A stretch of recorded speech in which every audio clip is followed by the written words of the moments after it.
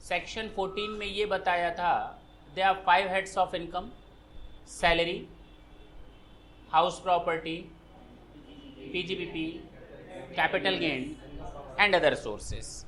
5 heads बताए थे नहीं बताए थे? अच्छा, सेक्शन 14A की बात करें। मैंने ये बताया था if any income is exempt from tax then the related expenditures are not allowed. If any income is exempt from tax then the related expenditures are not allowed. याद है? भूल गए? सेक्शन 15 हमने आपको चार्जिंग सेक्शन बताया था, charging section of salary. 3 points बताए थे, ड्यू बेसिस और receipt basis whichever is later earlier. तो बताने में इतनी देर क्यों? और तीसरा पॉइंट बताया था arrear of salary but subject to section 88(1). अच्छा 89(1) क्लियर है? पक्का? सेक्शन 16 में 3 तरह की डेफिनेशंस बताई थी।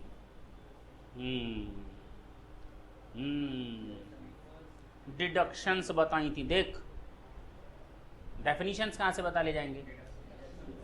सेक्शन 16 में 3 डिडक्शंस बताई थी, 16(1), 16(2) एंड 16(3). 16(1) हम लोग का स्टैंडर्ड डिडक्शन था जो डिलीट हो गया है, और सेक्शन 16(2) आपका प्रोफेशनल टैक्स और एम्प्लॉयमेंट टैक्स था। सेक्शन अच्छा हमने फिर गलत बोला। सेक्शन 16(3) में हमारा एंटरटेनमेंट अलावेंसेस था। अच्छा फिर गलत बोल दिया। 16(2) में हमारा एंटरटेनमेंट अलावेंसेस था और सेक्शन 16(3) में हमारा प्रोफेशनल टैक्स और employment tax. Section 16(1) standard deduction delete हो चुका है। 16(2) एंटरटेनमेंट अलावेंसेस प्राइवेट एम्प्लॉयज को नहीं मिलता, केवल गवर्नमेंट एम्प्लॉयज को मिलता है। Actual amount 5,000 per month and actual amount 5,000 per month और 1/5 ऑफ बेसिक सैलरी। कहाँ मैंने पर मंथ लिखवाया था जरा देख? कहीं नहीं लिखवाया था। केवल 5,000 मैक्सिमम, चाहे 1 महीना काम करो चाहे साल भर काम करो। तीसरा मैंने बताया था तुमको प्रोफेशनल टैक्स और employment tax, whatever the amount is paid or payable by the employee is deductible at all. Employee मतलब एसएससी, सही है, अब उधर मत चले जाना। Is it clear? आगे चल सकते हैं। आज जो बारी है हमारी वो सेक्शन 17 की है, इसमें हम लोग डिडक्शंस पढ़ेंगे। अच्छा डेफिनेशंस पढ़ेंगे। डिडक्शन तो अभी बता दिया। इधर देख, कह रहा है दवा ले लीजिए। बेटा हम पास हो चुके हैं।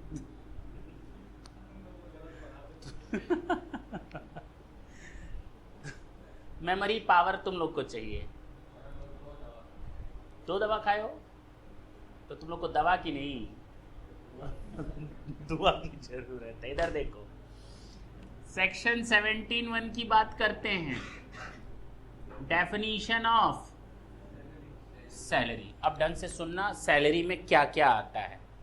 अब ढंग से सुनना, सैलरी में क्या क्या आता है बस इतना याद रखना कि अब हम लोग को इस चैप्टर में जो कुछ भी पढ़ना है उन सबको यहाँ लिख दो।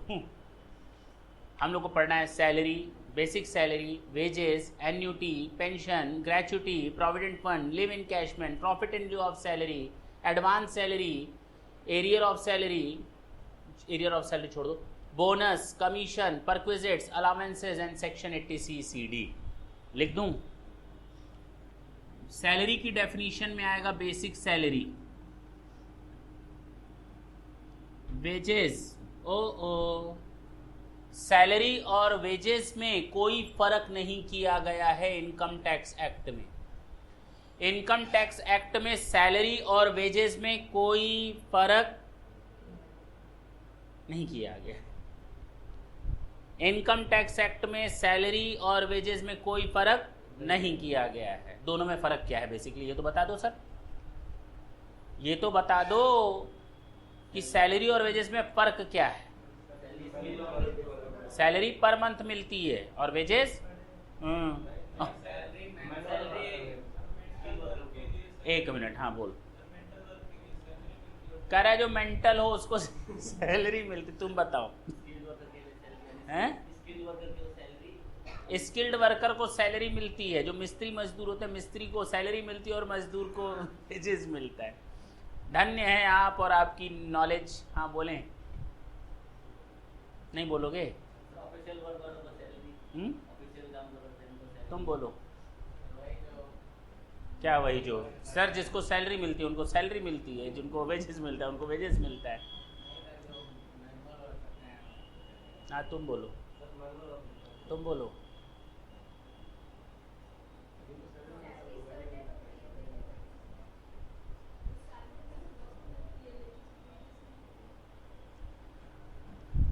तुम लोग वीडियोस तो मत देख करके आया करो पहले तो ये। हाँ देखियो, नहीं तुम देख कर आए, ये हम गारंटी देते हैं। अब भले ना करो, पढ़ाया है सीपीटी में। चलो फिर से बता देते हैं। जब आप ऑफिशियल वर्क करते हैं, पेन एंड पेपर का वर्क करते हैं, then you will get salary, else you will get wages. जब आप फिजिकल और मैनुअल वर्क करते हैं, you will get wages. If you are just doing official work with the help of the pen and paper, यानी mental work करते हैं तो ठीक है ना, then you will get salary. दोनों में बस इतना फर्क है। सैलरी पर मंथ भी हो सकती है, पर डे भी हो सकती है, वेजेस भी पर डे और पर मंथ हो सकता है, उसमें कोई फर्क नहीं।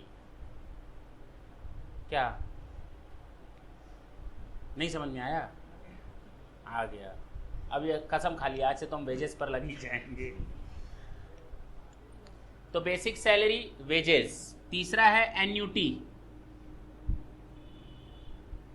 क्या है?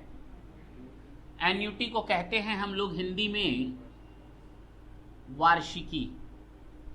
एनुअल अमाउंट जो आपको मिलेगा, जरूरी नहीं एनुअल अमाउंट मिले, पर मंथ भी मिल सकता है। एन्यूटी में भी पेड पर मंथ और पर एनम, कोई जरूरी नहीं कि आपको पर एनम मिले। एन्यूटी का मतलब एन्यूटी होती है वार्षिकी, वार्षिक लिखा है, doesn't mean at all that you will get the same amount in per annum basis, you can get the same amount per month basis. हाँ या ना? जब आप रिटायर हो जाते हैं तो आपको पर एनम या पर मंथ एक सपोर्ट दिया जाता है अपार्ट फ्रॉम द पेंशन। अगर आप पेंशन नहीं पा रहे, आपको वार्षिकी भी मिल सकती है। Is it clear? अच्छा, basic salary, wages, annuity, pension. मैंने कहा ना अपार्ट फ्रॉम पेंशन, पेंशन के अलावा। पेंशन भी आपकी सैलरी हेड होती है। अगर आपने नौकरी नहीं की होती और आप रिटायर हो गए होते, मतलब नौकरी नहीं की होगी तो रिटायर कैसे होते? नौकरी नहीं की होती तो आपको क्या कोई पेंशन देता? अच्छा तुम तो रिटायर वाली उम्र में आ गए, लो पेंशन लो 4000, कोई भी दे देगा? ऐसे कैसे दे देगा pension?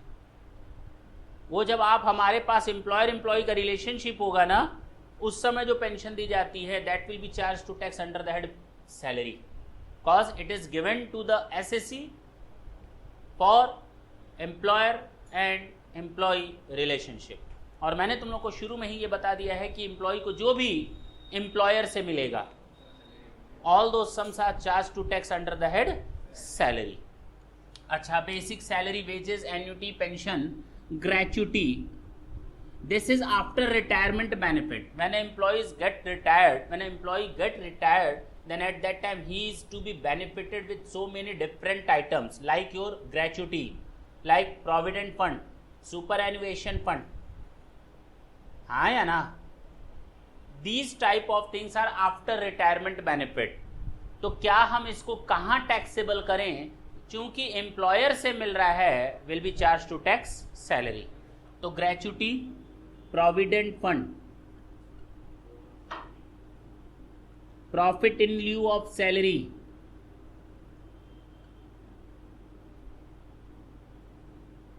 Advance salary is also form part of salary, cause under section 15 we have already seen that the salary will be charged to tax on due basis or receipt basis if the amount has not been become due.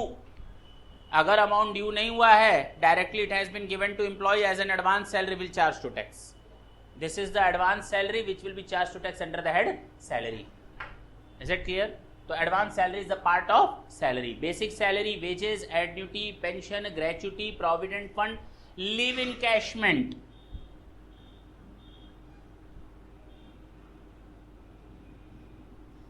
Profit in लिeu of salary, advance salary, bonus, commission, ये भी तो salary का हिस्सा है। Allowances, मैंने अंतर बताया था तुम लोग को। Allowances are given to employee in cash while the perquisites are to be given to employees in terms of kind. This is perquisites. This is perquisites, जिसको हिंदी में कहते हैं अनुलाभ। अलाउंसेस को हिंदी में कहते हैं भत्ता। तो basic salary, wages, annuity, pension, gratuity, provident fund, live in encashment, profit in lieu of salary, advance salary, bonus, commission, perquisites and allowances, section 80C/C/D। इसको मैंने पहले भी आपको बताया है 80C/C/D को सेक्शन 7 में। सेक्शन 7 के समय हमने आपको बताया था इंट्रोडक्शन चैप्टर में क्या होता है, वो हम लोग 80C/C/D में सेक्शन 80 में देखेंगे। लेकिन मैंने वहाँ पर आपको थोड़ा इंट्रो दे दिया था कि चाहे वो सेंट्रल गवर्नमेंट का एम्प्लॉय हो, चाहे सेंट्रल गवर्नमेंट का या गवर्नमेंट का एम्प्लॉय ना हो, बावजूद उसके अगर कोई एम्प्लॉयर अपने एम्प्लॉय के पेंशन फंड में कंट्रीब्यूशन करता है एज पर सेक्शन 80C/C/D, तो वो भी आखिर सैलरी है। मैं एम्प्लॉयर हूं, तुम एम्प्लॉय हो, मैंने तुम्हारे पेंशन फंड में पैसा डाला है, क्या वो तुम्हारी सैलरी नहीं है? क्या वो सैलरी का हिस्सा नहीं है? तो पहले जोड़ो, बाद में घटाओ। घटाओगे कब? जब सेक्शन 80C/C/D का छूट लोगे तब। Is it clear? इनको लिख लो पॉइंट्स को। और अभी मैं 2 मिनट में फिर पूछता हूं तुम लोगों से, सारे पॉइंट्स जबान पर आने चाहिए।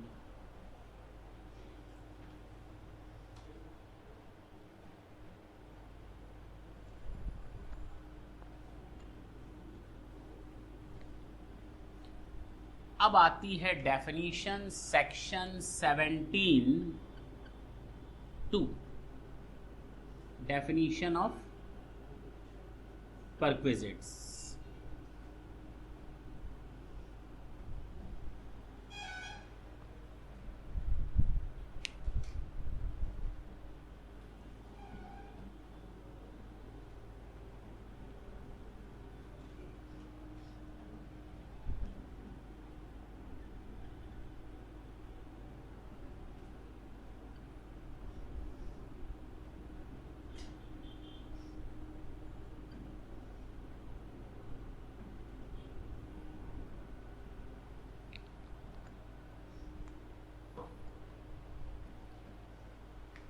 एक एम्प्लॉयर अपने एम्प्लॉय को बेनिफिट्स देता है। किराए के मकान पे रहते हो, अपने मकान में रहते हो? पर्सनल होने की जरूरत नहीं है।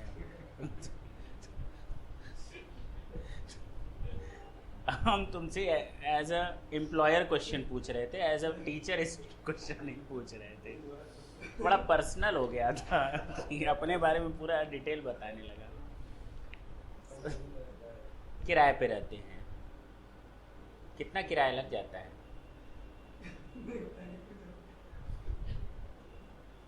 मत बताओ, मत बताओ हमें तुम्हारा कितना किराया लगता है। जितनी सैलरी तुम कमाते हो, भगवान करे सारा सैलरी तुम किराए में दे दो। हाँ बताओ, अब बताओ। अब क्यों बता दिए? कहता है 8,000 मेरा किराया लगता है।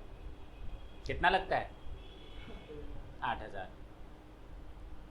अगर एक एम्प्लॉय का किराया 8,000 लग जाए और मैं उसको 20,000 पर मंथ दूं, तो उसको खाने पीने के लिए कितना बचेगा? कितनी गलत बात है। गलत बात है कि नहीं? मैं तेरा हीरो पिक्चर में था ना गाना, गलत बात। हाँ गलत बात है। 8,000 रुपए इसका कहाँ चला गया? अरे बोल, तुम लोग गाना नहीं ना याद कर रहे हो। दिमाग कहीं उधर नहीं ना चला गया गाने पर? अच्छा नहीं चला गया, गलत बात है। तो 8,000 आपने किराया दे दिया, 12,000 अब आपके पास बचा। कितना बचा? 12,000। एज ए एम्प्लॉयर मैं सोचूंगा, देखो कितने कष्ट में जी रहा है मेरा एम्प्लॉई। एक काम करो, 2 रास्ते हैं तुम्हारे पास। हर महीने हमसे ये 5,000 रुपए ले लो, हर महीने ये कैश लो, और जब मैं कैश तुमको दूंगा उसको हम नाम देते हैं अलावेंसेस, और इसको हम नाम देंगे हाउस रेंट अलावेंसेस। क्या बोलेंगे? पहला तरीका है ये लो 5,000 रुपए। दूसरा तरीका है, वो घर दिख रहा है सामने, देखो दिख रहा है, वो घर तुम्हारा है आज से। मालिक किराया ना, वो मैं निपट लूँगा, तुम मुझे हर महीने 2000 दे दे तुम मुझे हर महीने 2000 दे देना, वो मैं निपट लूँगा। मालिक इतना बड़ा घर, तुम्हें उससे क्या लेना देना, वो मैं देखूँगा। बात समझ में आई? क्या मैंने तुम्हें कैश दिया? उल्टा लिया, दिया नहीं लिया। अब उसका किराया हो सकता है 10,000 हो, मैं 2,000 तुमसे ले रहा हूं, अपनी जेब से मुझे 8,000 देना पड़ेगा, माइट बी।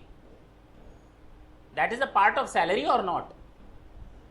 ये सैलरी का हिस्सा है या नहीं? ये हमारी सैलरी का हिस्सा है, ऐसे ऐसे करने से नहीं हो जाएगा, ये हमारी सैलरी का हिस्सा है, परक्विजिट्स है, ये मेरी सैलरी का हिस्सा है। क्या हम इसको अपनी सैलरी में जोड़ें? जी सर, बिल्कुल जोड़िए, क्योंकि ये परक्विजिट्स है। कितना जोड़ेंगे बाद में कैलकुलेट करेंगे, लेकिन इसको क्या नाम देंगे? Rent free accommodation. अगर मैंने आपको पूरा फ्री में दे रखा है तो, लेकिन अगर मैंने आपको सस्ते दाम पर दे रखा है, 10,000 का घर 8,000 में, 10,000 का घर 7,000 में, 10,000 का घर 6,000 में, उल्टा आपसे 2-3,000 4,000 लेते हैं। बात समझ में आई? उसको हम कहते हैं कंसेशनल रेंट अकोमोडेशन। क्या बोलते हैं? चल, पहला पॉइंट, दोनों में फर्क समझ में आया? In the first case, I am just going to pay you cash. In the second case, I am not going to pay you cash. I am just going to give you a house. Now, either you will get the house at rent-free, complete rent-free accommodation, or you will get the same thing at concessional rate. Is it clear? Now, there are two types of perquisites regarding the house. The first, rent-free accommodation. Perquisite है ना? Rent-free accommodation provided by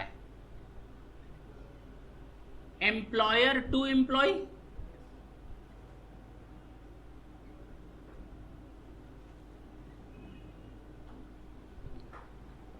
दूसरा concessional rent accommodation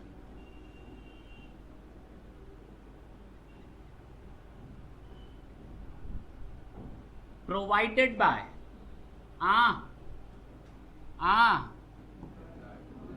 employer to employ.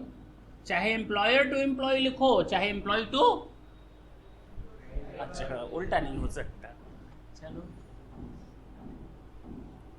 तो पहला मैंने बताया rent free accommodation provided by employer to employee, दूसरा मैंने बताया concessional rent accommodation provided by employer to employee. तीसरा,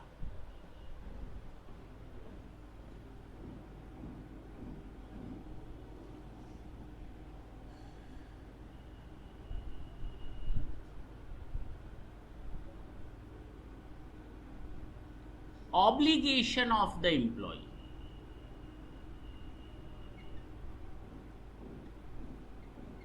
is met by employer.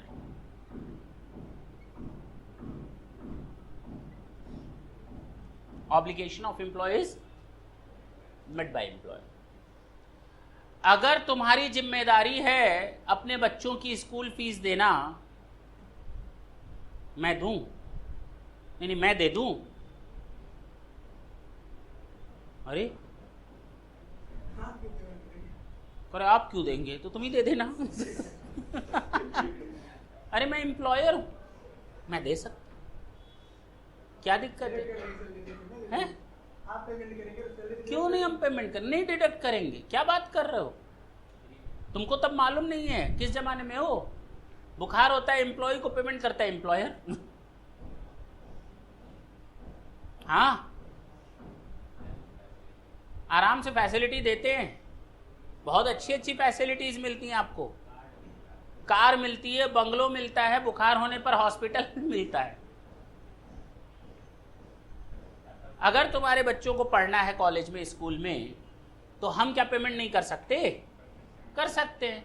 दो तरीके, पहला ये लो 2,000 रुपए बच्चों की फीस भरते रहना इसको हम कहते हैं अलाउंसेस। कौन सा अलाउंसेस? Educational allowances. मैंने कहा देख बच्चों को पढ़ाओ, जितना पैसा लगे हम देंगे। इसको हम कहते हैं अब ये अलाउंसेस नहीं है, ये परक्विजिट्स है। एजुकेशनल बेनिफिट देना, घर में बिजली चलाते हो, लाइट है, इलेक्ट्रिसिटी है तुम्हारे, गैस भी होगी, गीजर और हीटर भी होगा। तुम तो ऐसे हंसे जा रहे हो जैसे तुमसे हम दे ही देंगे तुमको और तुम लेकर जाओगे आज। कहीं ऐसा ना हो रांची और आगरा से लोग आ जाए, तुम खुशी के मारे वो ना बन जाओ। सुन, देखो कितने इत्मीनान से सुन रहा है। अब हमको क्या और मिलेगा? सुनो, तुमको अभी बहुत चीजें मिलेंगी। ये चैप्टर खत्म होते होते तुम करोड़पति इंसान बन जाओगे। तुम्हारे पास गीजर है, हीटर है, वाटर कनेक्शन है, बिजली का कनेक्शन है, पैसा देते हो उसका? मत देना, हम देंगे। दो तरीके हैं, ये लो कैश पेमेंट करना, अलावेंसेस, मत देना पैसा, मैं देख लूंगा परक्विजिट्स। अब बात समझ में आई? तुम्हारी जिम्मेदारी थी, क्योंकि तुमने कनेक्शन, बिजली का कनेक्शन किसके नाम से लिया था? अपने नाम से लिया था। तो जिम्मेदारी किसकी? ऑब्लिगेशन किसका? पेमेंट कौन कर रहा है? टैक्स लग जाएगा, तुम्हारे लिए वो सैलरी माना जाएगा। आते हैं दूसरा, the value of any benefit और एमेनिटी। एमेनिटी का मतलब होता है सुविधाएं, प्रोवाइडेड बाय एम्प्लॉयर। बुक अगर खुली हुई है तो उसको रहने दें। Provided by employer to employee, either at free of cost or at concessional rate.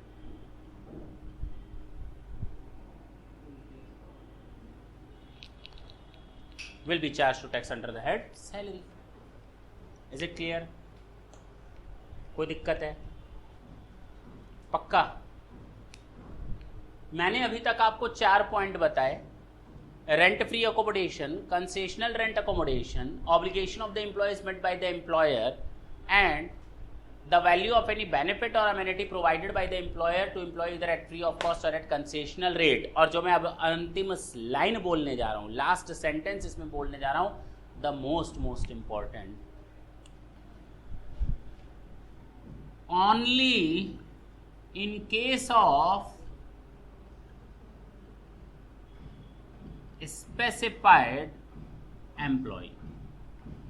और इसके कारण इसका इम्पोर्टेंस बहुत बढ़ जाता है। हम लोग धीरे धीरे निपटेंगे। सर पहले अब हमें ये बताइए किसे हम स्पेसिफाइड एम्प्लॉय कहेंगे, जरा वो भी तो बता दीजिए। हमें जरा ये भी तो बता दीजिए, what types of employees are known as specified employee. हम कैसे पता करेंगे that the particular employee is specified और नॉट? तो स्पेसिफाइड एम्प्लॉय 3 तरह के हो सकते हैं, यानी 3 लोग स्पेसिफाइड एम्प्लॉय होते हैं। 3 है ना? 3 लोग स्पेसिफाइड एम्प्लॉयज 3 हो सकते हैं। 3 हो सकते हैं। पहला होता है डायरेक्टर ऑफ अ कंपनी। ओ सोचने की जरूरत नहीं है। इस चैप्टर की शुरुआत में ही मैंने आप लोगों को बताया था डायरेक्टर एम्प्लॉय हो भी सकता है और एम्प्लॉय नहीं भी हो सकता। उसके लिए हमें उसका टर्म्स एंड कंडीशन देखना पड़ेगा। At what conditions he is employed in the organisation. अगर उसके ऊपर कंडीशंस लगाई गई हैं 10 से 5 आना, महीने में 20,000 सैलरी मिलेगी, तुम्हारा ये काम रहेगा, इसके बाहर जाने की जरूरत नहीं है, it means he is employed like an employee. He is a director but director as an employee. While in case of other persons जिनके साथ कोई टर्म्स कंडीशन नहीं रखी गई है, there is no boundation with them, they are free to do work, they are not the employee, they are the director as an officer, they are the director as an officer. Now the payment given to them will be charged to tax under the head income from other sources. Is it clear? लेकिन जो directors हमारे firm में as employ रखे गए हैं उनकी salary head में taxable होगी, और जो डायरेक्टर्स हमारी ऑर्गेनाइजेशन में एज एन ऑफिसर हैं उनकी सैलरी अदर सोर्सेज में टैक्सेबल होगी। हाँ या ना? हाँ, यहां तक कोई दिक्कत? तो डायरेक्टर्स ऑफ अ कंपनी। दूसरा, person having substantial interest, having substantial interest.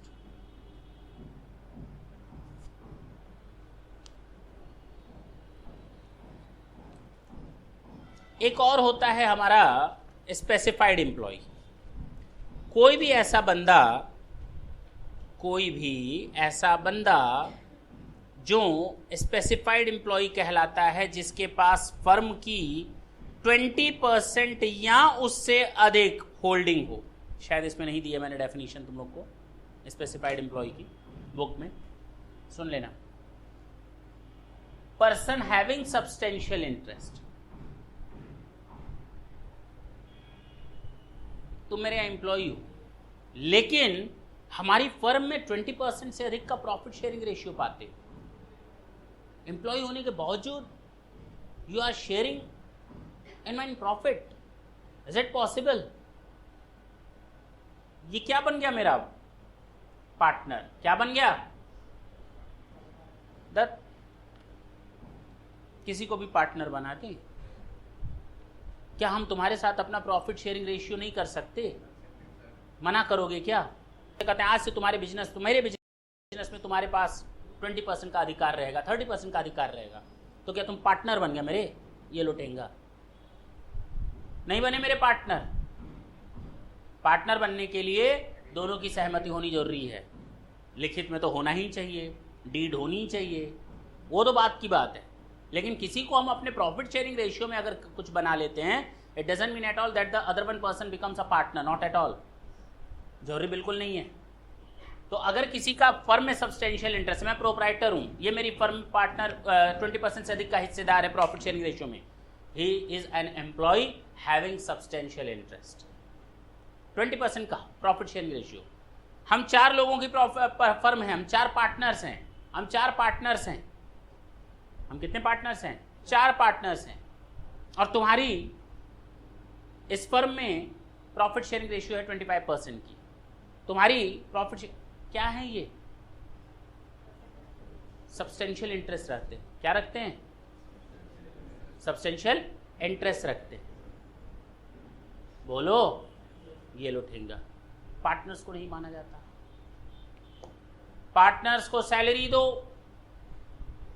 Partners को सैलरी दो, पार्टनर्स को वेजेस दो, पार्टनर्स को बोनस दो, पार्टनर्स को कमीशन दो, कुछ भी दो पार्टनर्स को। पार्टनर्स के हाथ में सैलरी में नहीं जाता, पीजीबीपी के हाथ में टैक्सेबल होता है। हाँ, अजीब बात है। अगर किसी पार्टनर को फर्म से सैलरी मिली, तुम्हारे लिए वो पीजीबीपी है, ना कि सैलरी। अगर किसी पार्टनर को, तुम पार्टनर हो फर्म में, तुमको अगर बोनस कमीशन मिल रहा है, तो तुम्हारे लिए वो सैलरी नहीं है, अदर सोर्सेज भी नहीं है, पीजीबीपी है। जब हम लोग सेक्शन 28 करेंगे पीजीबीपी का first section, at that time I'll give you all the things in detail. Here I am just saying that if a person having substantial interest in any firm other than having the partnership status, मैं partnership की तो बात ही नहीं कर रहा। आपका profit sharing ratio हो सकता है किसी फर्म में, जरूरी नहीं पार्टनर हो तो आप प्रॉफिट शेयरिंग रेशियो लो। लेकिन अगर आपका प्रॉफिट शेयरिंग रेशियो 20% या उससे अधिक है, तो आपका वो सब्सटेंशियल इंटरेस्ट हो गया। मैं कंपनी हूं, मैं पार्टनरशिप नहीं हूं, मैं प्रोप्राइटर नहीं हूं, मैं क्या हूं? कंपनी। और आपके पास मेरी कंपनी का 25% शेयर है, 20% से ज्यादा। कितना है? 20% से अधिक। आपके पास मेरी कंपनी का 20% से अधिक का वोटिंग राइट्स है, यानी इक्विटी शेयर्स हैं। तो आप मान लिए जाएंगे कि आपके पास इस कंपनी का सब्सटेंशियल इंटरेस्ट है। और अगर आपको कोई सैलरी दी जाती है, तो आप एज ए स्पेसिफाइड एम्प्लॉय कहलाओगे। यानी ऐसे पर्सन को सैलरी देना जिसका उस फर्म में, जिसका उस कंपनी में सब्सटेंशियल इंटरेस्ट है, तो वो एम्प्लॉय हमारा सब्सटेंशियल इंटरेस्ट वाला एम्प्लॉय कहलाएगा, और वो सब्सटेंशियल इंटरेस्ट वाला एम्प्लॉय स्पेसिफाइड एम्प्लॉय होता है। 3 बताए मैंने, हाँ 2 बताए, 3 होते हैं 2 बताए। पहला डायरेक्टर हो सब्सटेंशियल इंटरेस्ट, और तीसरा पॉइंट ऐसा कि चुल्लू भर पानी में डूब जाने को मन करता है, क्या था, और तीसरे पॉइंट में क्या बना दिया। कहा कोई भी ऐसा बंदा जिसकी सालाना सैलरी 50,000 या उससे अधिक हो, वो भी स्पेसिफाइड एम्प्लॉय। चपरासी भी हो गया आज की डेट में, आजकल चपरासी भी 6,000 से नीचे नहीं मिलते, बट ऑब्वियस है, तो सालाना तो 72,000 वैसे ही ले गए। अरे भैया कई साल हो गए आपको अमेंड किए हुए, 10 साल 15 साल 20 साल, आप इसको चेंज करो, 50,000 को 2 लाख 2.5 लाख तक ले आओ, लेकिन आज भी वही कहानी चली आ रही है, गॉड नोज वाई। ठीक है ना, नहीं समझ में आई बात। तीसरा पॉइंट क्या बताया, मुझे बताना पड़ेगा। हाँ बोलो।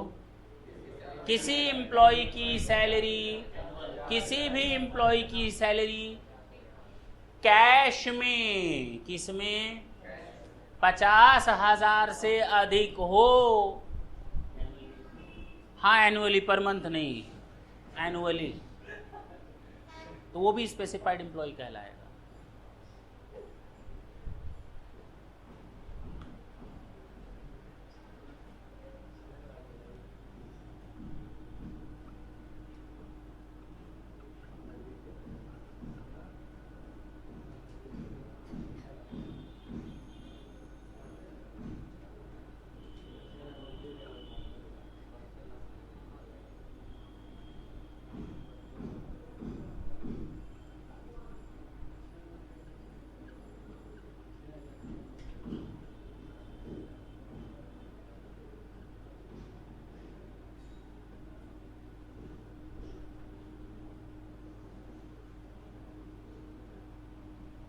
इसको नोट कर लेंगे, और इसमें जो इम्पोर्टेंट चीज़ है बस ये है, बच्चे यहाँ तक तो याद कर लेते हैं लेकिन दिमाग में से ये फिसल जाता है। क्या हो जाता है, फिसल जाता है। बच्चे दिमाग में तो ये रख लेते हैं ये, लेकिन दिमाग से फिसल जाता है। हाँ, एग्जाम में क्वेश्चन आ जाए, बच्चे गलत करके आएंगे। They know only one thing, that there should be a monetary salary of rupees 50,000 or more, only one thing। आगे की चीज भूल जाते हैं कि अभी डिडक्शन देना बाकी है। तो मॉनिटरी सैलरी में से भी 16,1, 16,2, 16,3 का डिडक्शन दे दो, उसके बाद अगर वो 50,000 से अधिक होती है तो वो माना जाएगा स्पेसिफाइड एम्प्लॉय। तो स्पेसिफाइड एम्प्लॉय 3 तरीके से हो सकता है। स्पेसिफाइड एम्प्लॉय 3 तरीके से हो सकता है, director of a company, substantial interest, and third having monetary salary यानी cash benefits. Non cash benefits की बात नहीं कर रहा हूं, cash benefits should be in excess of rupees 50,000 but after giving deductions under section 16(1), 16(2) and 16(3). Note करें इसको और फिर बताएं, हमको जितना भी अब तक पढ़ा है वो सारा कुछ बताएंगे आप लोग।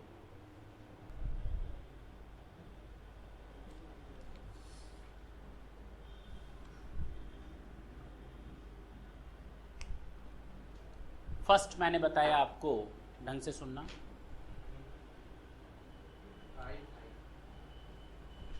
फर्स्ट मैंने बताया rent free accommodation provided by employer to employee, concessional rent accommodation provided by employer to employee, obligation of employee is met by employer, the value of any benefit or amenity provided by employer to the employee either at free of cost or at concessional rate only in the case of specified employee।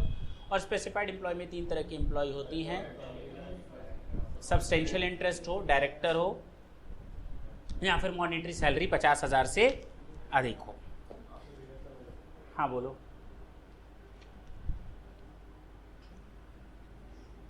Any सम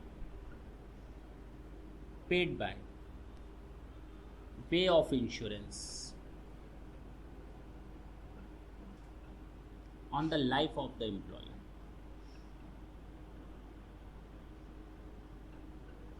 इसको हम ऐसे भी लिख सकते हैं, any amount paid to get an assurance of life of the employee। Is it clear? जीवन आपका, हम आपका इंश्योरेंस कराएंगे? हाँ, करा सकते हैं, सीधी सी बात है।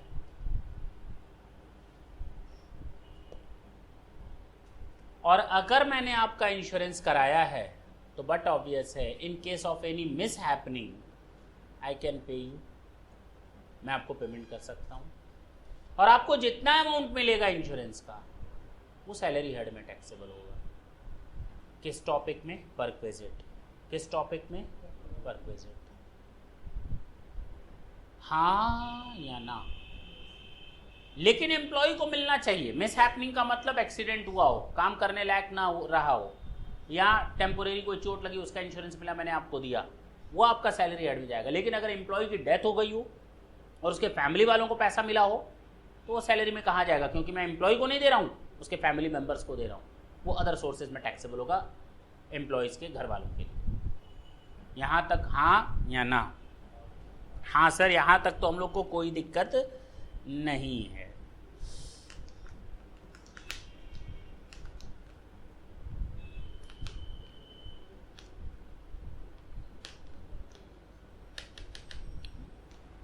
टोटल 8 पॉइंट हैं, 5 पॉइंट में कहीं कोई दिक्कत है? हमें नहीं लगता।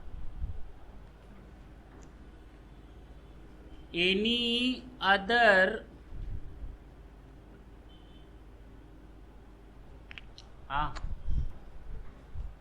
Fringe benefit as may be prescribed under this act। जब जब ये लाइन आएगी आपकी आंखों के सामने, कौन सी लाइन? बोलो। as may be prescribed under this act, तब तब आपके दिमाग की घंटियां जल जानी चाहिए। इसका मतलब गो टू रूल्स। कहां पे? गो टू हेल, हाँ, गो टू रूल्स। अभी एक दिल्ली में थे, एक बंदे ने कहा, बात हुई, मैं बाहर से आया, बाहर से बाहर से। मैंने कहा बाहर नहीं होता, यहाँ तो भाड़ होता है, यहाँ तो बाहर होता है। तो भाड़ से आया मतलब नरक से आया है तो भी बता दो, बाहर से आया है तो भी बता दो। बाहर से आया, बाहर से। अंतर समझ में आया? नहीं नहीं, भाड़े पे नहीं आया। एज में B prescribed under this act का मतलब होता है गो टू रूल्स। किसी ने हमसे ये नहीं पूछा और ना पूछने की हिम्मत जुटा पाया।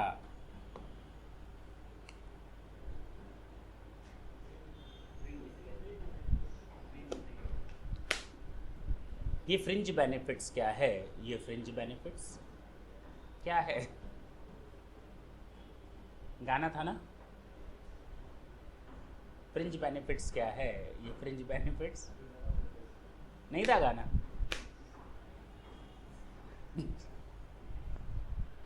था भाई, गाना था। फ्रिंज बेनिफिट्स को हिंदी में कहा जाता है, अगर हिंदी के लगाव है तुम लोगों को तो आज के बाद शायद ना रहे।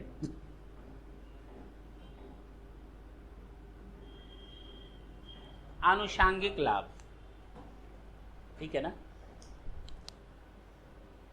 फ्रिंज बेनिफिट्स का मतलब आनुषांगिक लाभ। क्या है ये फ्रिंज बेनिफिट्स? आपको तो सर सब आपने ऊपर बेनिफिट्स लिखवा दिए। अब ऐसे कौन से बेनिफिट्स होंगे? गैस था, वाटर था, हीटर था, आपने दिलवा दिया, घर था, दिलवा दिया। अरे मैं आपको अपने घर का फर्नीचर या अपने बिजनेस का फर्नीचर आपको घर के लिए नहीं दे सकता? ले जाओ, फर्नीचर यूज कर लेना है जब तक तुम नौकरी कर रहे हो। नहीं दे सकता? मेरी कार पड़ी हुई है, मैंने तुम्हें वो कार 50,000 में बेच दी। कहाँ मैं मार्केट में बेचता तो 1 लाख में बिकती, तुम्हें बेच दिया 50,000 में। तुम्हें नहीं बेचा, तुमको वो कार बेच दी 50,000 में। तुमको मैंने वो कार 50,000 में बेच दी। सस्ते में बेचा ना, दिस इज फ्रिंज बेनिफिट। मैंने तुम्हें लोन दे दिया, क्या दे दिया? कहाँ तुम्हें बैंक देती 12% के रेट से, मैंने तुमको 6%, 7%, 8% या फ्री ऑफ कॉस्ट मैंने लोन दे दिया। क्या है ये? Fringe benefit. अब बात समझ में आई? मैंने तुम्हें क्रेडिट कार्ड की फैसिलिटी दे दी, क्या है ये? Fringe benefit. देखा जाएगा। अब जो हम 2 की बात कर रहे हैं, लासट 2, ये बाद में जोड़े गए हैं। पॉइंट नंबर 7,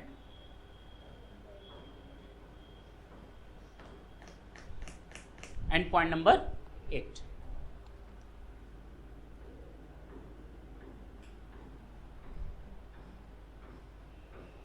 अगर कोई एम्प्लॉयर कंपनी अपने एम्प्लॉय को स्वेट इक्विटी शेयर्स या एम्प्लॉय स्टॉक ऑप्शन प्लान में अपने शेयर्स दे दे तो क्या नहीं दे सकती? कंपनी के शेयर हैं या मालिक हैं, इसके पास 20%, उसके पास 30%, उसके पास 40% शेयर है, ये कंपनी का एम्प्लॉय है, इसको मैंने 5%, 6% शेयर दे दिया, तो क्या गलत है? और किस नाम से? स्वेट इक्विटी शेयर्स के नाम से। किसके नाम से? या एम्प्लॉय स्टॉक ऑप्शन प्लान के नाम से। किसके नाम से? Sweat equity share. स्वेट का मतलब क्या होता है? पसीना। या employ stock option plan.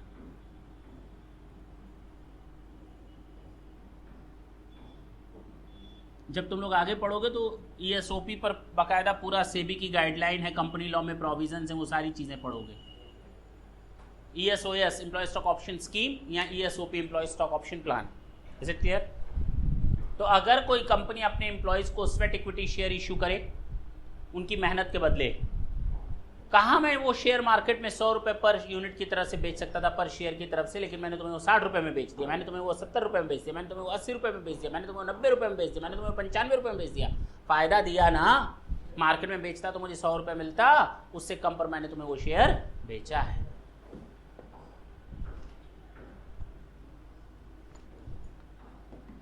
Allotment of stock या allotment of sweat equity share और एम्प्लॉय स्टॉक ऑप्शन प्लान।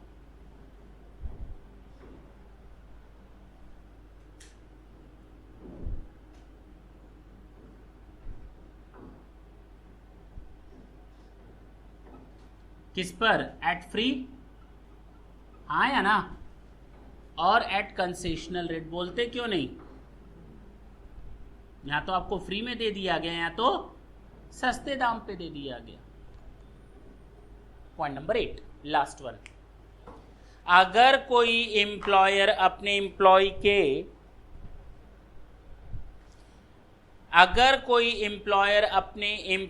के सुपर एन्युएशन फंड में डिपॉजिट कर रहा है, अगर कोई एम्प्लॉयर अपने एम्प्लॉय के सुपर एन्युएशन फंड में डिपॉजिट कर रहा है 1 लाख रुपए से ज्यादा, कितना?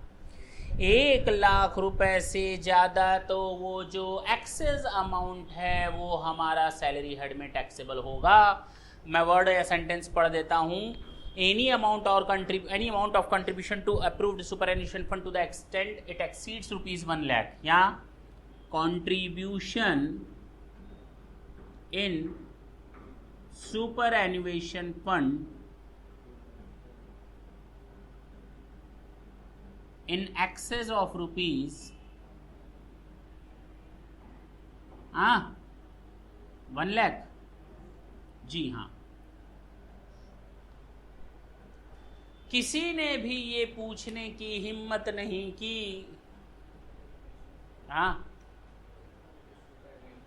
कि सुपर एन्युएशन फंड क्या है। ये सुपर एन्युएशन फंड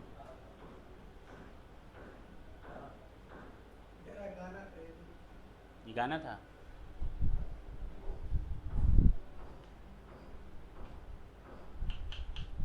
सुपर एन्युएशन फंड, एक एम्प्लॉयर अपने एम्प्लॉय को रिटायरमेंट के बाद ग्रेच्युटी का अमाउंट देता है। एक एम्प्लॉयर अपने एम्प्लॉय को रिटायरमेंट के बाद प्रोविडेंट फंड का अमाउंट देता है। एक एम्प्लॉयर अपने एम्प्लॉय को रिटायरमेंट के बाद लिव इन कैशमेंट का अमाउंट देता है। एक एम्प्लॉयर अपने एम्प्लॉय को रिटायरमेंट के बाद ढेर सारे तोहफे देकर बेचता है। कहा गया ये अलग अलग अमाउंट क्यों ना सबको मिलाकर एक, बोलो, ये अलग अलग अमाउंट क्यों ना सबको मिलाकर वो कहलाता है। अब बात समझ में आई, क्लियर है? वो कहलाता है सुपर एनुएशन फंड। मैंने 8 पॉइंट बताया। पहला बताया, मुझे बोलने दो, मैं बोलने के लिए यही हूं। पहला पॉइंट बताया गया, rent free accommodation provided by employer to the employee, concessional rent accommodation provided by employer to the employee, the value of any benefit or amenity provided by employer to the employee either at free of cost or at concessional rate only in the case of a specified employee, the value of any obligation of the employee is met by the employer, any sum paid to get an assurance of life of the employee। Last मैंने 5वां बताया था, any other fringe benefits as may be prescribed under this act। उसके बाद मैंने 2 नए बताए, super एनुएशन fund में 1 लाख रुपए से अधिक का कंट्रीब्यूशन, और बताया स्वेट इक्विटी शेयर और एम्प्लॉय स्टॉक ऑप्शन प्लान में आपको सस्ते दाम पर किए गए शेयर्स। Is it clear? पक्की बात है, याद रहेगा, नोट करो। और सबसे पूछूंगा मैं 2 point, section number 15, section number 16 2, section number 17 3, जिसमें 2 दोनों आएंगे 1 और 2। तैयार हो जाओ।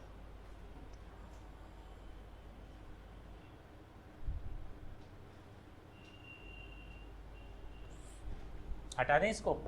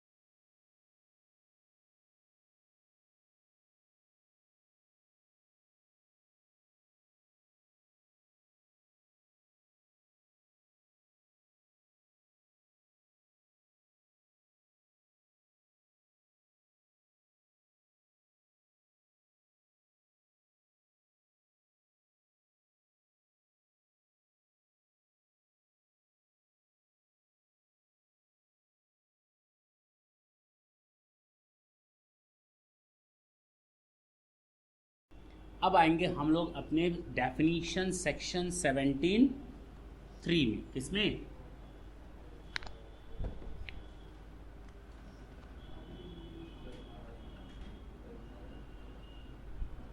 हाँ, प्रॉफिट, इसका मतलब होता है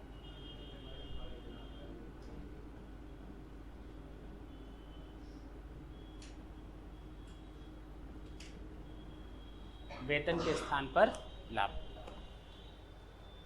मतलब पता अपने आप चल जा रहा है कि मैं आपको सैलरी नहीं दे रहा, सैलरी के बदले या सैलरी की जगह आपको कुछ दे रहा हूं।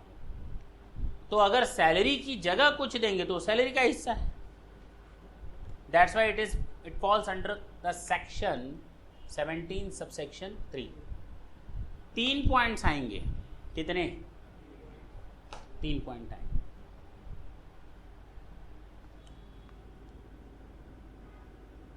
एनी कंपनसेशन ड्यू टू या any compensation received by any person from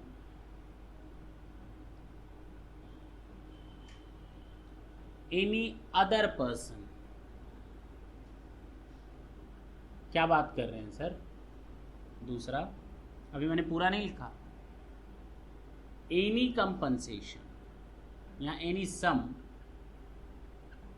due to और रिसीव्ड बाय एनी एम्प्लॉई, मैंने यहां क्या वर्ड यूज किया? बाय एनी एम्प्लॉय, और ऊपर क्या यूज किया? By any employ from its present और फॉर्मर एम्प्लॉयर। तो किससे मिला है पैसा? अपने एम्प्लॉयर से, जबकि यहां किससे मिला है? किसी और अदर पर्सन से। सर आप भी अजीब बात करते हैं। आपने पहले ही दिन हम लोग को बताया था कि एम्प्लॉय को एम्प्लॉयर से जो कुछ भी मिलेगा वो सैलरी में जाएगा, किसी दूसरे पर्सन से मिलने वाला सैलरी हेड में नहीं जाएगा। लेकिन यहाँ पर आप अपनी बातों को गलत साबित कर रहे हैं।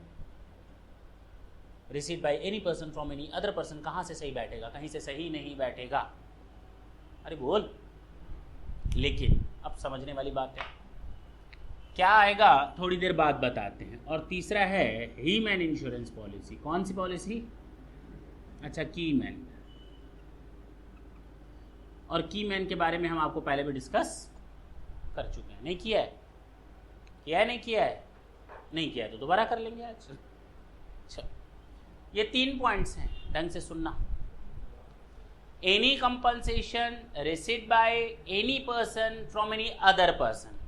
और अब ऐसी बात सुनने जा रहे हो तुम लोग जिसको सुनने के बाद तुम लोग के दिमाग की घंटियां बजने लगेंगी।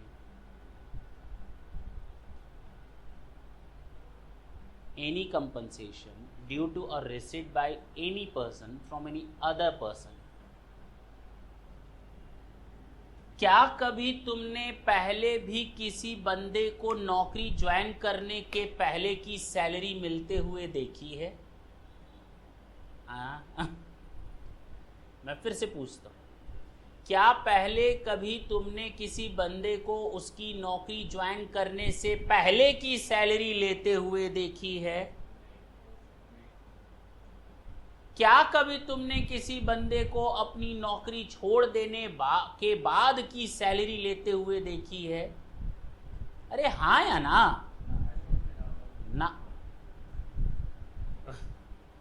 यहां वही है। यहां बंदे को सैलरी मिल रही है उस समय की जब वो नौकरी में नहीं था। यहां बंदे को सैलरी मिल रही है उस समय की जब वो नौकरी छोड़ चुका था उसके बाद की। इसीलिए मैंने एम्प्लॉयर एम्प्लॉय नहीं लिखा, क्योंकि नौकरी ज्वाइन करने के पहले तो दोनों में एम्प्लॉयर एम्प्लॉय का रिलेशनशिप नहीं था, और नौकरी छोड़ देने के बाद भी दोनों में एम्प्लॉयर एम्प्लॉय का रिलेशनशिप नहीं था। That's why I have written any person from any other person. Not it is written by me, but it is written in the act also. Is it clear? तो any compensation due to और received by any person from any other person before joining any employment or after cessation of the employment, यानी नौकरी छोड़ देने के बाद भी।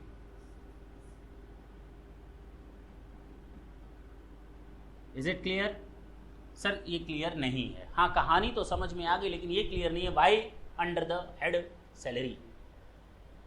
दूसरा, एनी कंपनसेशन ड्यू टू और received by any employ from its present और फॉर्मर एम्प्लॉयर अगेंस्ट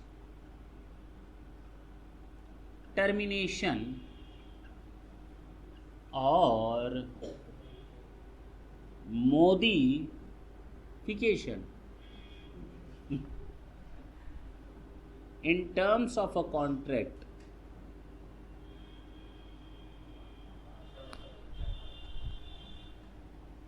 नहीं बेटा, in terms of employment। Clear है? दोनों की बात कर लें। ये कहानी सत्य घटनाओं पर आधारित है और शायद इसके बाद आपको ये ज़्यादा समझ में आए, लेकिन इसमें मैं कुछ तड़का और मिर्च मसाला ज़रूर लगाऊंगा। ये बात है उस समय की जब मुलायम सिंह यादव का राज था। अब तो अखिलेश का है। जब मुलायम सिंह यादव का राज था, चुनाव आने वाले थे और उसने ऐलान कर दिया, क्या कर दिया, कि अब हम सी ग्रेड के यानी समूह ग की परीक्षा लेंगे, समूह ग का एग्ज़ाम लेंगे, यानी कि सी कैटेगरी के जो एम्प्लॉयज़ होते हैं उनका हम एग्ज़ाम रखेंगे। जो भी हो, एग्ज़ाम कंडक्ट हुआ, लाखों लोगों ने उसमें हिस्सा लिया और चयन भी हो गया, यानी सिलेक्शन हो गया। केवल उनके पास एक लेटर जाना था कि भैया आज के बाद तुम इस डेट से ज्वाइन करना है, ज्वाइनिंग लेटर जाना था। हाँ, जब तक ज्वाइनिंग लेटर जाए तब तक मुलायम सिंह यादव की सरकार ही चली गई और उसकी जगह ले लिया मायावती ने। मायावती सरकार आई, उसने सबसे पहले उन सारे लोगों को निकाल बाहर किया, उस परीक्षा को ही उसने गलत करार दे दिया। तो जितने लोगों का सिलेक्शन हुआ था, हाँ, तो जितने लोगों का सिलेक्शन हुआ था सब खत्म। लोग चले गए सुप्रीम कोर्ट में, हाई कोर्ट, सुप्रीम कोर्ट। अब तुम लोग को मालूम है यहाँ की सिस्टम कैसी, अगर आप कोर्ट में जाते हो तो ये नहीं 2 महीने 3 महीने के अंदर आपको जस्टिस मिलेगा। 2 साल, 4 साल, 5 साल, 6 साल, 7 साल, कितने सालों तक कोई घर पे बैठकर झुनझुना बजाएगा कि डिसीजन आएगा और हमारी नौकरी फिक्स हो जाएगी। हो सकता है डिसीजन आ जाए कि तू तो गया काम से, तो बताओ तुम क्या करोगे उन 6-7 सालों में? दूसरी नौकरी ढूंढोगे, नहीं ढूंढोगे? अरे बोलते क्यों नहीं, ढूंढोगे। हो सकता है तुमको आईएएस मिल गया हो जॉब, पीसीएस का जॉब मिल गया, वॉन्ट तो निकलता रहता है, प्रधानमंत्री की जॉब, राष्ट्रपति की जॉब, सब मिल गई, कुछ ना कुछ जॉब मिल गई, समझ गई। अब तुम लोग को कहीं ना कहीं जॉब हो गया, मिल गया, किसी ने देश छोड़ दिया, किसी ने दुनिया छोड़ दी, किसी की एज क्रॉस हो गई उस लिमिट से, कुछ ना कुछ हुआ बवाल सबके साथ, मैक्सिमम लोगों के साथ। कोई 7-8 साल इंतजार नहीं करेगा, लेकिन वो इंतजार की घड़ियां समाप्त हुई और कोर्ट का आदेश आया, रखो सब लोगों को। इस तरह से हटाना गलत था। कौन आएगा? हो सकता है उसमें से 50% लोगों की दूसरी गवर्नमेंट जॉब लग गई हो, कोई कुछ, कोई कहीं, कोई कहीं। अब जितने लोग बचेंगे, मान लो कुछ लोग बेरोजगार पहले भी थे, अभी भी हैं और शायद काम करने के बाद भी बेरोजगार रहेंगे, वो तड़प रहे थे कब आएगा डिसीजन। फिलहाल अब जब वो ज्वाइन करने जाएंगे, 100 का सिलेक्शन हुआ तो 10 शायद चले जाएं ज्वाइन करने। अब उनको ज्वाइन करते समय अब ये नहीं कि उनका जो 8 साल बर्बाद हुआ, they will get the compensation of that previous 8 years also, they will get the complete salary of those periods. आपको उन पूरे 7-8 सालों का सैलरी मिलेगा बाकायदा। क्या हमें उस समय का सैलरी मिला जबकि मैंने ज्वाइन नहीं किया था? क्या मुझे उस समय का सैलरी मिला जबकि मैंने ज्वाइन नहीं किया था? क्या मुझे उस समय का सैलरी मिला गवर्नमेंट से जब मेरे उसके साथ एम्प्लॉयर एम्प्लॉय का रिलेशनशिप नहीं था? हाँ, लेकिन किस हेड में टैक्सेबल होगा? सैलरी हेड में, before joining of the employment. हमें निकाल दिया गवर्नमेंट से, गवर्नमेंट ने हमको नौकरी से निकाल दिया, मान लेते हैं कोई इल्जाम लगा और मुझे निकाल दिया। मैं कोर्ट में गया, सुप्रीम कोर्ट और हाई कोर्ट में चक्कर लगा रहा हूँ, निकाल दिया गया। 6 साल, 7 साल, 8 साल बाद आदेश आया, काहे को निकाला, वापस इसकी ज्वाइनिंग करवा। निकालने के बाद अब हमें उन 8 सालों का सैलरी मिलेगा जबकि मैं था ही नहीं, after the cessation of the employment. Is it clear? कहाँ टैक्सेबल होगा? सैलरी हेड में। और किसके बदले वो पैसा मिल रहा है? सैलरी के बदले पैसा मिल रहा है, वो कंपनसेशन, इसीलिए उसको कहा जाता है profit in लिeu of salary. Is it clear? पहला पॉइंट क्लियर हो गया। Any compensation due to or received by any person from any other person before joining of the employment or after the cessation of the employment. दूसरा, any compensation due to or received by any employee from its present or former employer. ये मेरे पास आया था 2010 में, मैंने इसको कहा था सुन, इसने कहा सुना, मैंने कहा कि तेरा एम्प्लॉयमेंट आज हो रहा है 10,000 पर मंथ पर, 2016 में आना तेरा जॉब जो है 2010 में 10,000 पे, 2016 में तेरी सैलरी बढ़ाकर 16,000 कर दूंगा। ये भी दांत दिखाता हुआ 6 साल काम किया। 6 साल बाद आज वो समय आया, कहा माई बाप, मैंने कहा बोल, कहा कि आज वो समय आ गया है, आप हमें वो 6,000 रुपये और बढ़ाइए। मैंने कहा बैठ, आ बैठ मेरे पास, तुझे कुछ किस्से कहानियाँ सुनाऊं। बैठा, मैंने कहा देख दुनिया में मंदी का दौर चल रहा है, बिजनेस खत्म हो रहे हैं, मार्केट डूब रहे हैं, लोगों के पास अब नौकरी नहीं है, वो कोई भी काम करने को तैयार है, और तू 10 का 16 मांग रहा है।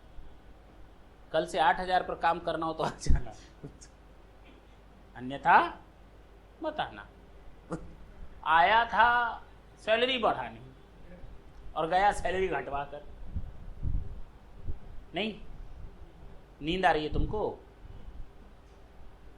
नींद आ रही है?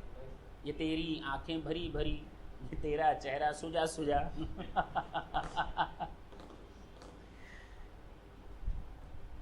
गाना था ना ये? यही तो गाना था कि कुछ और था? है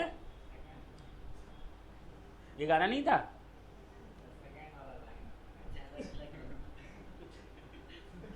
क्या कर रहा है? चांद खिला? अच्छा, ये तेरा चेहरा खिला खिला। अच्छा, हमें वो लग रहा है ये तेरी आंखें भरी भरी, तेरा चेहरा सुजा सुजा।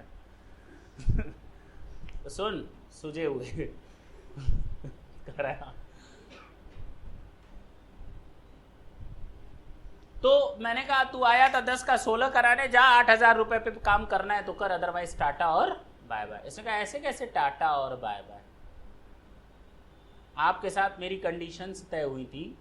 कंडीशंस ये तय हुई थी कि अगर कंडीशंस में कभी चेंज आया तो आप मुझे 5 लाख रुपए दोगे, यहां अगर निकालोगे तो 10 लाख रुपए दोगे। तो अब अगर आप 10 से 8 कर रहे हैं, 5 लाख रुपए लाओ। यहां 10 को अब मैं छोड़ कर जा रहा हूं, लाओ 10 लाख रुपए दो। अब मुझे जो समझ में आएगा मैं वो दूंगा। ये ले 5 लाख रुपए, कल से 8,000 पर काम करना। ये ले 10 लाख रुपए, कल से आने की जरूरत नहीं है। बात समझ में आई? क्यों दे रहा हूं ये? सैलरी के अगेंस्ट। क्यों दे रहा हूं ये? सैलरी के against. That's why it is profit in lieu of salary. लेकिन एम्प्लॉयर ही तो एम्प्लॉय को दे रहा है, चाहे वो प्रेजेंट एम्प्लॉयर दे, चाहे वो पिछला एम्प्लॉयर दे। तो एनी कंपनसेशन ड्यू टू और received by any employ from its present or forward employ against termination or modification in terms of employment, the last one keyman insurance policy. Note कर लें तो फिर मैं आपको कीमैन इंश्योरेंस पॉलिसी बताऊं, लेकिन थोड़ा जल्दी करेंगे।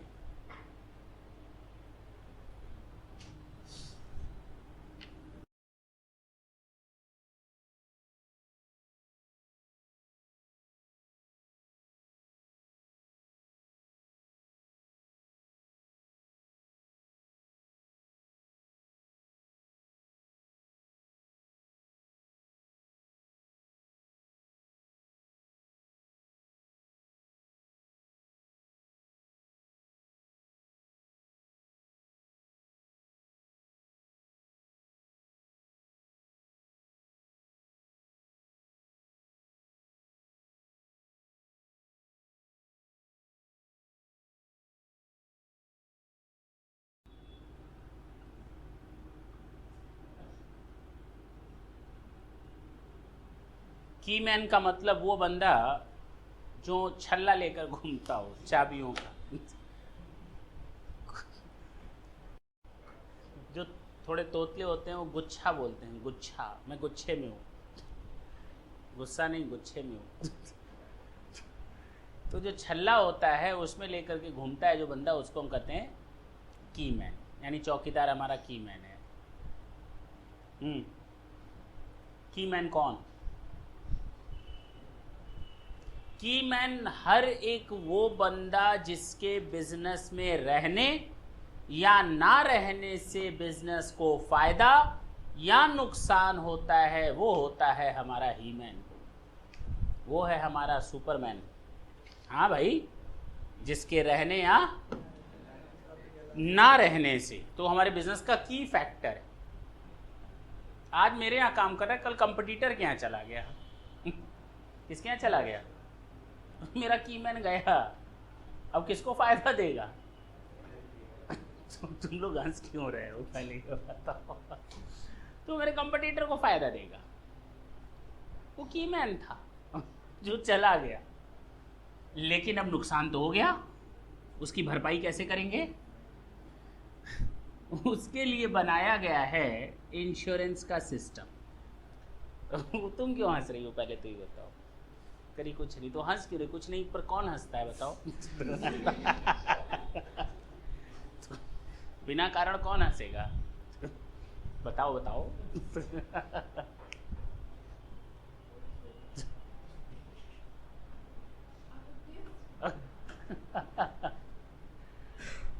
पूछें? अगर मैं बोलूं कि मेरे यहां कोई कीमैन था वो चला गया, या तो ऊपर या फिर कंपटीटर के यहां। अगर कंपटीटर के यहां चला गया तो नुकसान देगा, ऊपर चला गया तो भी नुकसान देगा। उनके लिए मैंने इंश्योरेंस करवाया, और ये इंश्योरेंस पॉलिसी कहलाती है कीमैन इंश्योरेंस पॉलिसी। अगर वो एम्प्लॉय अब मेरे यहाँ नहीं है, या पर्टिकुलर वो बंदा जो कीमैन था वो मेरे पास नहीं है, तो हम इंश्योरेंस कंपनी से वो कंपनसेशन ले लेंगे। पक्का? मैं बिजनेसमैन हूं, मैं एम्प्लॉयर हूं। क्या हूं? मेरे यहां कोई एम्प्लॉय था। क्या चौकीदार कीमैन होता है? हाँ, हो सकता है, हो भी सकता है और नहीं भी हो सकता, कोई भी बंदा, मैंने वर्ड यूज किया। अच्छा, कोई प्रिंसिपल है, स्कूल वाला नहीं, और उसने अपने एजेंट को, ये होता है ना, कोई प्रिंसिपल है उसने अपने एजेंट के लिए करवाया। कौन होता है सर? ये मेरा एजेंट है, दलाल। ये मेरा सेल करता था बिजनेस का 5 करोड़ रुपए। कितना करता था? मैंने इसको हटाकर इसको कर दिया, ये करने लगा 20 करोड़ की सेल। तो मेरे लिए अच्छा कौन? 20 करोड़ वाला। वो मेरे लिए कीमैन है। वो मेरे लिए क्या है? मैंने उसका इंश्योरेंस करवा लिया। कल अगर तू चला जाएगा तो तेरी याद बहुत आएगी। पैसा तो गया जेब से, उसका कंपनसेशन कौन देगा? Insurance company. तीसरा, अगर कोई कॉन्ट्रैक्टी अपने कॉन्ट्रैक्टर का, ट्रैक्टर का नहीं, कॉन्ट्रैक्टर का इंश्योरेंस करवाता है, तो इज इट क्लियर? चलो, कॉन्ट्रैक्टर अपने कॉन्ट्रैक्टी का करवा सकता है, कोई दिक्कत नहीं।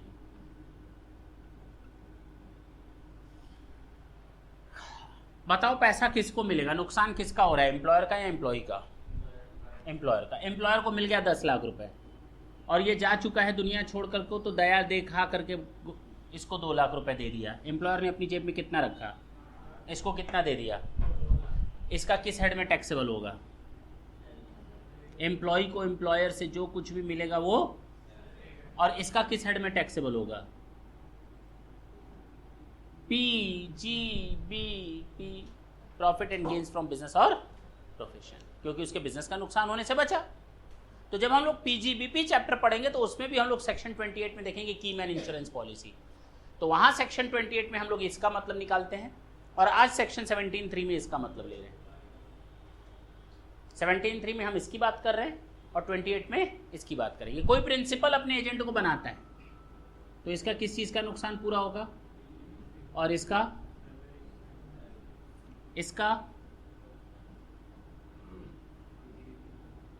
कॉन्ट्रैक्टर,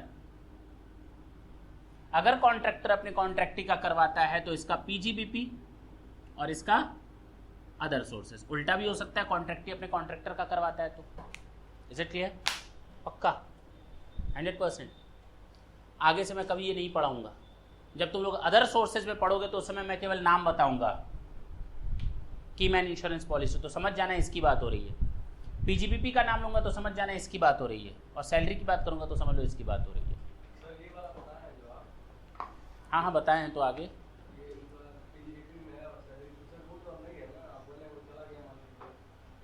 अगर डेथ हो गई तो अदर सोर्सेज में, अगर उसको मान लो उसके एक्सीडेंट हो गया, पैर कट गया, अब मेरे यहाँ काम करने नहीं आ सकता, 2 लाख रुपए दे दिया उसी को, भगवान ना करे ऐसा कोई हो। चलें, बोलो ना, चले आगे, यहाँ तक कोई दिक्कत?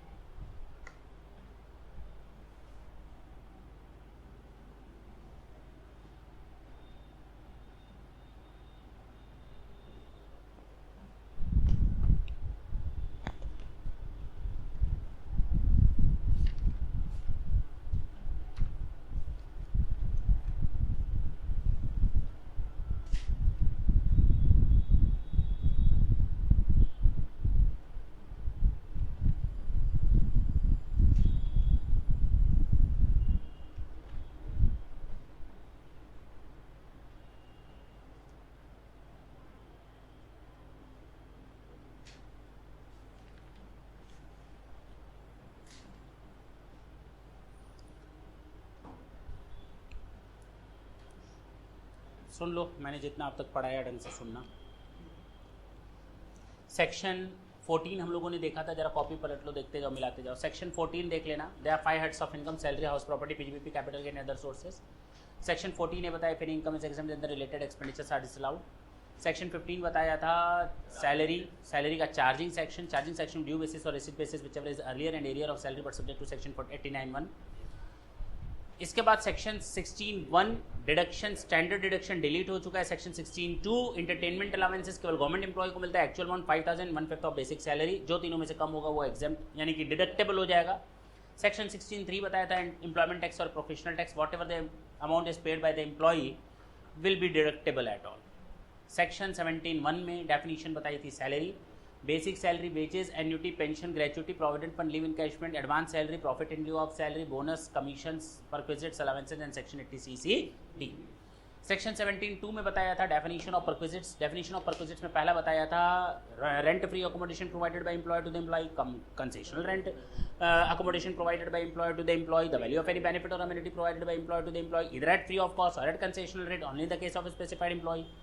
The obligation of any employee is met by the employer, any sum paid to get an assurance of life of the employee, any other fringe benefits as may be prescribed under this act। और मैंने कहा 2 नए editions हुए थे कुछ समय पहले, 3-4 साल पहले। पहला जिसमें हुआ है कि सुपर एनुएशन फंड में 1 लाख रुपए से अधिक का कंट्रीब्यूशन एम्प्लॉयर का, और साथ में लास्ट था कोई एम्प्लॉयर अपने एम्प्लॉय को एम्प्लॉय स्टॉक ऑप्शन प्लान या स्वेट इक्विटी शेयर अलॉट करता है फ्री में या कंसेशनल रेट पर। तो सेक्शन 17(3) में बताया 3 पॉइंट आप लोगों को। 17(3) में जो 3 पॉइंट बताया उसमें पहला बताया एनी कंपनसेशन ड्यू टू और received by any person from any other person before the joining of the employment or after the cessation of the employment, any compensation due to और received by any employ from its present और former employer against the termination or modification in terms of the employment. And last बताया keyman insurance policy. Specified employee की जो definition दी थी उसमें बताया था 3 तरह के स्पेसिफाइड एम्प्लॉय होते हैं। पहला स्पेसिफाइड एम्प्लॉय होता है डायरेक्टर ऑफ अ कंपनी, कोई भी ऐसा बंदा जिसका उस फर्म में या कंपनी में सब्सटेंशियल इंटरेस्ट हो। और लास्ट बताया कोई भी ऐसा बंदा जिसका 50,000 रुपए से अधिक का मॉनेटरी सैलरी आफ्टर डिडक्शन मिलता हो। दैट्स इट, बता तो दिया after deduction. Is it clear? इसके अलावा तो मैंने कुछ भी नहीं बताया। देखो पढ़ाया कितना देर, खत्म कितनी जल्दी हो गया। नहीं, टाटा बोलें, कोई दिक्कत हो तो बताओ। 100% done done done done. Thank you बच्चों।